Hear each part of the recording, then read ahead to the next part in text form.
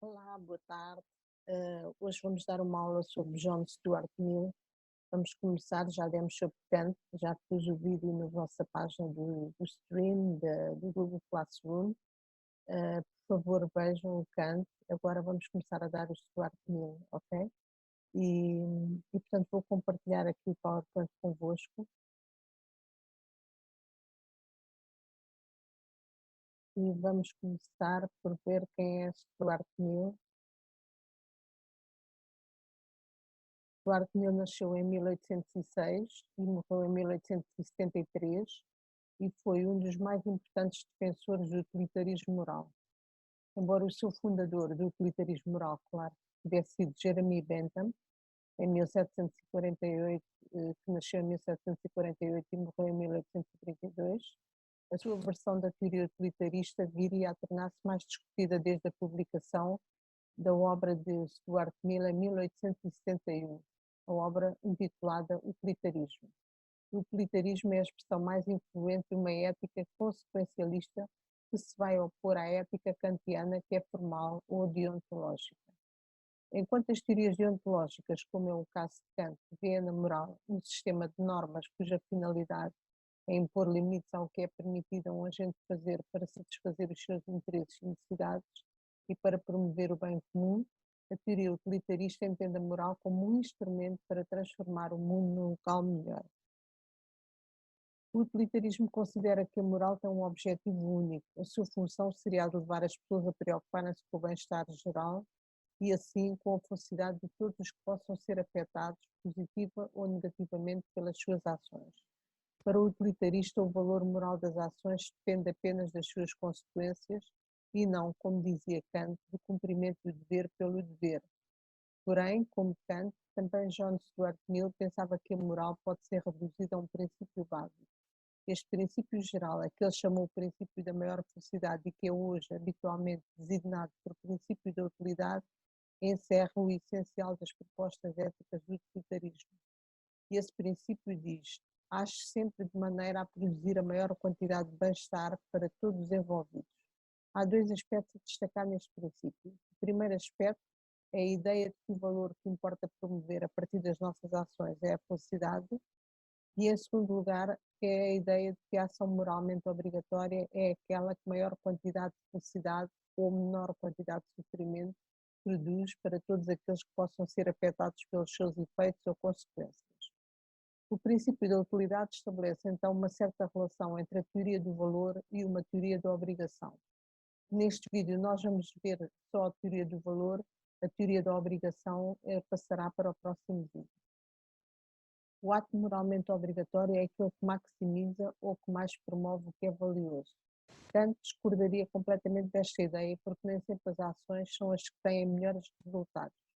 O respeito por certos limites morais que Kant interpretava como absolutos tem prioridade sobre a promoção do bem.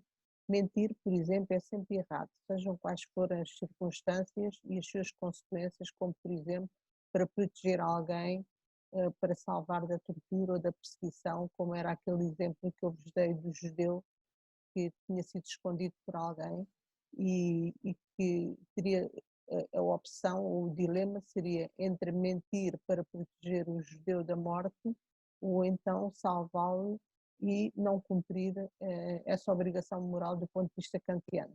Para Kant isso seria impossível. Agora, para Stuart Mill, se isso fosse o desejo da maioria ou se isso causasse uma felicidade à maioria, seria possível praticar essa ação.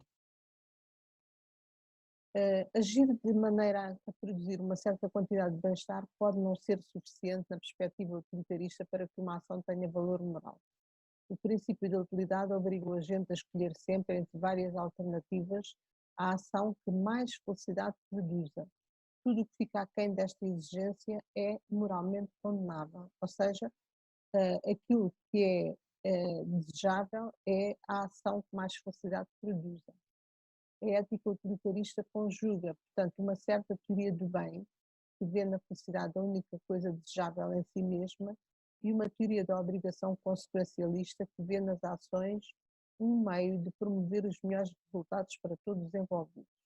Ela distingue-se da kantiana por não ser deontológica e distingue-se também do egoísmo ético de Thomas Hobbes, como nós vimos anteriormente, por considerar que a felicidade a promover não é a do próprio agente, mas a de todos os interessados, de uma maioria.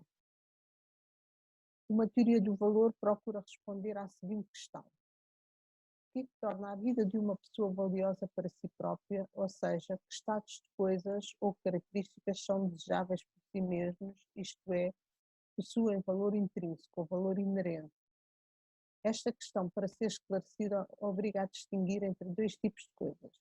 Aquelas coisas cujo valor é meramente instrumental, mas que consideramos importantes porque servem para alcançarmos determinados objetivos, como por exemplo uma caneta para escrever, ou um frigorífico para guardar comida, ou uma máquina qualquer que nos seja útil para realizar uma determinada tarefa, como por exemplo o computador para nós fazermos estes trabalhos.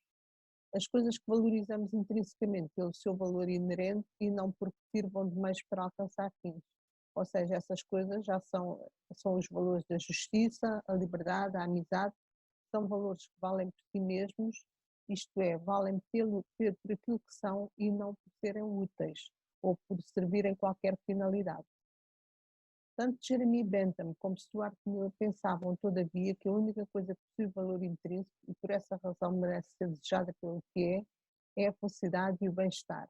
A ideia de Mill e de Bentham é a seguinte: o que torna a vida de uma pessoa significativa para si próprio são apenas as experiências de prazer e de ausência de dor de que pode desfrutar. O bem-estar reside unicamente na natureza aprazível de certos estados psicológicos internos que acompanham a nossa vida consciente. Portanto, os estados psicológicos que acompanham toda a nossa vida consciente e não inconsciente. Vejam esta distinção.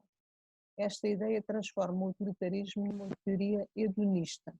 Este defende que a ideia de uma pessoa tem valor para si própria apenas na medida em que as experiências agradáveis suplantem as experiências de dor.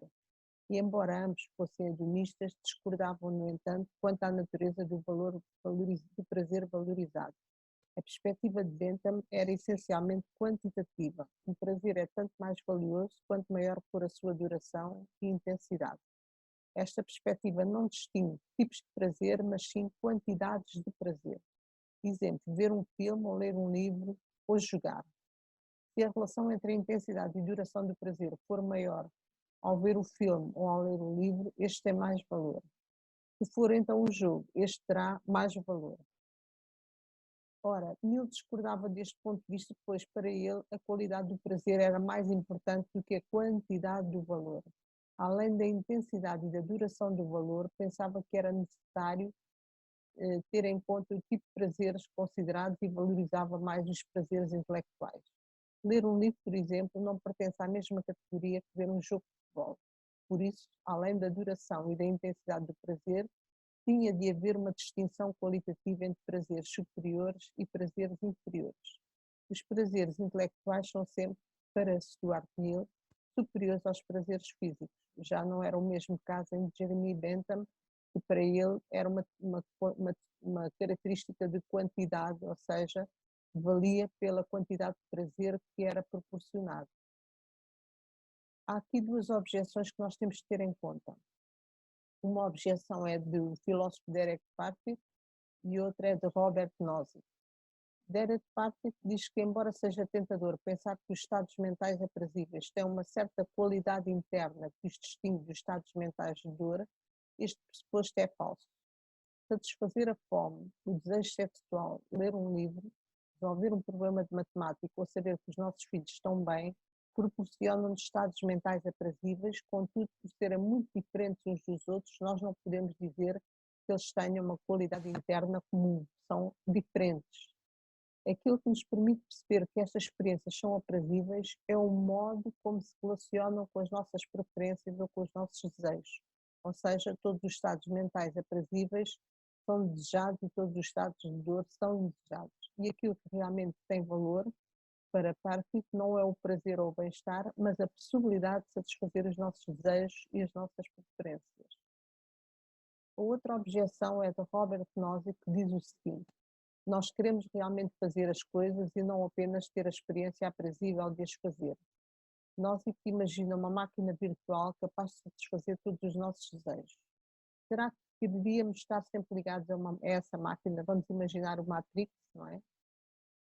Uma máquina em que nós fôssemos aquilo que quiséssemos, como por exemplo um jogador de futebol ou uma top model, no caso das meninas, ou uma outra coisa qualquer que nos desse muito prazer. A resposta de nós é que diz que não.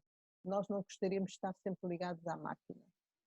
Ainda que valorizemos o prazer, queremos também que os nossos prazeres sejam reais e não simulados. Nós desejamos uma vida autêntica e não uma vida simulada. Além disso, se nos ligássemos à máquina, deixaríamos de ser nós próprios e acabaríamos por perder a nossa identidade e tornarmos em seres alienados. Se o prazer fosse tudo, então não hesitaríamos em ligar-nos para sempre à máquina, mas não é isso que acontece. Porquê? Porque nós gostamos realmente de fazer as coisas e queremos fazer realmente as coisas e não apenas ter essa experiência aprazível de as fazer. E por hoje é tudo. Vou interromper aqui o compartilhamento, espero que tenham percebido. Eu vou deixar todavia o PowerPoint no vosso feed, que é para vocês terem acesso ao PowerPoint também, está bem? Pronto, muito obrigada.